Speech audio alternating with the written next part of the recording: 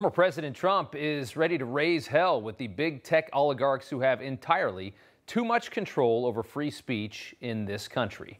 Trump and a rather impressive legal team have filed a class action lawsuit against Facebook, Twitter, Google, and their CEOs for censoring him and other conservatives on their platforms following the Capitol riots. Trump making the announcement this morning at a press conference at his Bedminster Golf Club in New Jersey, demanding an end to the shadow banning, silencing, and blacklisting, saying it's all about protecting free speech. Our case will prove this censorship is unlawful, it's unconstitutional, and it's completely un-American. It will be a pivotal battle in the defense of the First Amendment, and in the end, I am confident that we will achieve a historic victory for American freedom and at the same time, freedom of speech. Trump, who is serving as the lead plaintiff in the suit, will ask the court to impose punitive damages against Mark Zuckerberg, Jack Dorsey, and Sundar Pichai, the men who silenced the sitting president, alleging he incited the January 6th riot. Trump called on a crowd to peacefully and patriotically march to the Capitol and make their voices heard that day. We've played that for you many times. In the end, we all know the left was looking for a reason to muzzle Donald Trump, though. These people cringe every time Trump opens his mouth. They have for years. They tell us all the time, I can't stand him. How can you possibly stand that man? How many times have you heard that? Big tech elites ridicule Trump and his barbaric tone, archaic and embarrassing national pride, and ridiculous America First policies. They mock common sense Trump policy while drinking martinis at vegan restaurants in San Francisco. Then they pay the bill, walk out the door, and climb over 4 homeless men, careful not to step in any human feces or any needles on the sidewalk. They jump in their limousines, return to their expensive condos, and watch MSNBC and bask in their liberal utopia that is San Francisco. Back in January, the mainstream media celebrated these tech giants for what they did. They acted as if these men saved the world. Jack and company have now permanently suspended Trump's Twitter account, finally accomplishing something 3 wives, multiple legal people who are suing him, and his entire White House staff have failed to do, shutting him the hell up. When Twitter announced that they're permanently suspending his account, a lifetime ban.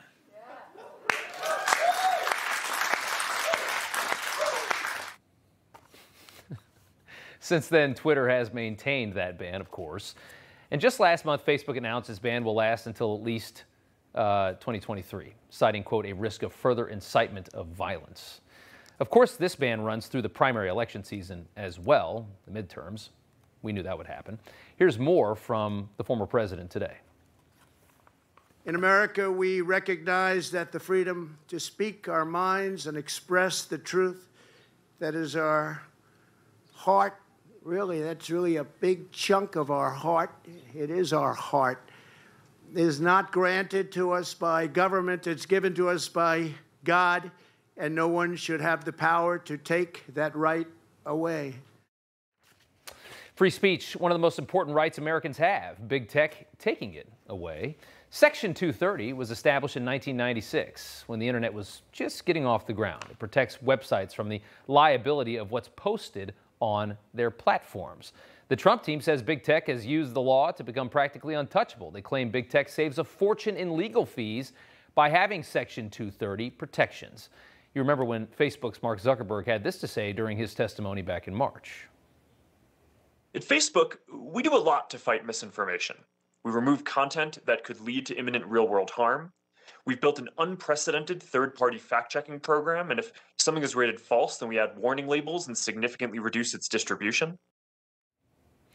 Trump's team says Section 230 was never designed to enable tech companies to suppress free speech, though, which is what they're doing. Silencing parents protesting critical race theory, or doctors promoting hydroxychloroquine as a legitimate treatment for COVID, suppressing the idea that maybe this frickin' virus came from a laboratory. Ends up being true. Today, I spoke to Brooke Rollins, the president of the America First Policy Institute, the organization that is leading this lawsuit. These private companies are using the shield of 230 to act like they're not private companies. So this is actually, the case couldn't be more compelling. So with Section 230 protections, the Trump team says big tech has government protection and thus cannot be treated like a private business because other businesses don't have that kind of protection. And it is a very, very substantial protection by the government. The team says they must be held accountable for stifling any free speech. Take a listen. Once they got Section 230, they're not private companies anymore in a lot of views. No other companies in our country, and even in our country's history, have had protection like this. It's, in effect, a massive government subsidy. Big tech's coordination with the leftist media and the government has been very clear, been made very clear. You remember Mark Zuckerberg's redacted emails with Dr. Anthony Fauci, talking about what kind of information they want out there. Zuckerberg's funding of nearly $300 million to organizations providing ballot boxes and recruiting poll workers in heavily Democratic areas in battleground states. Mark Zuckerberg just outwardly saying, I want Democrats to win in this election. Just before the 2020 election last October, both Facebook and Twitter censored that bombshell New York Post story on Hunter Biden. A story with the most credible witness any journalist could ever imagine for, a business partner, alleging the Biden family, including Joe Biden, the sitting president of the United States, or the candidate who would be the sitting president of the United States at the time, is corrupt, from somebody that worked with him and Hunter. You can't get a better story than that. What did they do? They slapped up this warning for anyone who tried to access the link to the article, claiming it may be unsafe. It was in violation of Twitter's rules. It was one of the most astounding things I have ever seen. It was unbelievable. It was like living in a banana republic. And just shortly after the election, this poll actually came out showing that 1 in every 6 Biden voters, 17%, would have changed their vote if they had known the full spectrum of that story, that Hunter Biden's business partner, Tony Bobulinski, a very credible person, said, yeah, these guys are corrupt. It really is something else.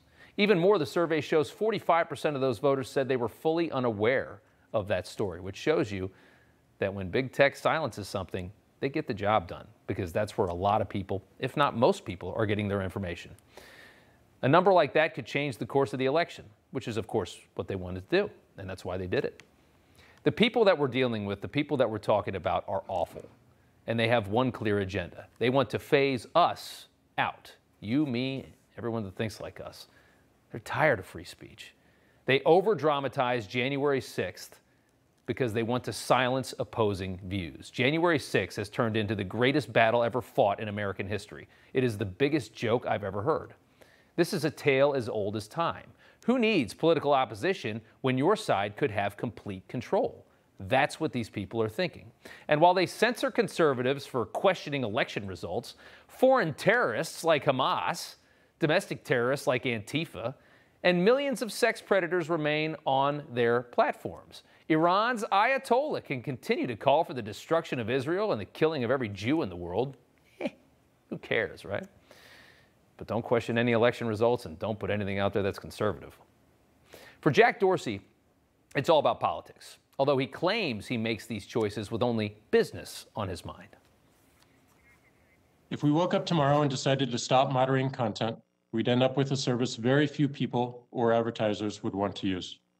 Ultimately, we're running a business, and a business wants to grow the number of customers it serves. This is the BS that my lawyer wrote. It is not true. Alienating half the country is good business. That's his claim. Does anybody believe that? Does anybody believe that? What a crock. The truth is, Dorsey has more than enough money. Now he wants power, and he wants his chosen leaders at the top, of course. Even before January 6th, Trump took aim at Dorsey and Zuckerberg by signing an executive order meant to limit legal protections of Section 230. That was a big mistake by Trump if he wanted to stay in good favor with these guys. Biden revoked that order in May. Who do you think they like more? He revoked it weeks before Dorsey and Zuckerberg actually testified. The love affair between Democrats and big tech continues on. The question is, how will this play out in the courts? That's what we all want to know. Here's what Trump had to say about that today. The Supreme Court has made it exceedingly clear that Congress is not allowed to coerce private entities into doing what Congress does.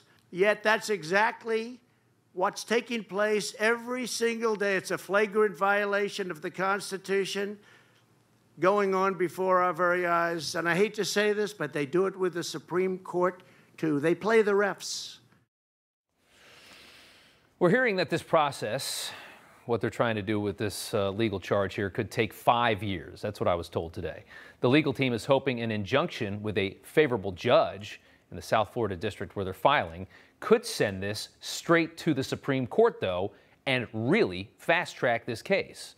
So that's where we're at. Perhaps all the work Trump and McConnell did on U.S. Circuit Courts and the Supreme Court could end up paying off in this case. In a scathing opinion, Clarence Thomas said that online platforms should be treated as common carriers in order to limit their ability to restrict speech. So that's what the Supreme Court thinks, or at least one. Hey, I'm Rob Finnerty. Thanks for watching. If you enjoyed this video, please join the conversation in the comments below. Don't forget to subscribe, too.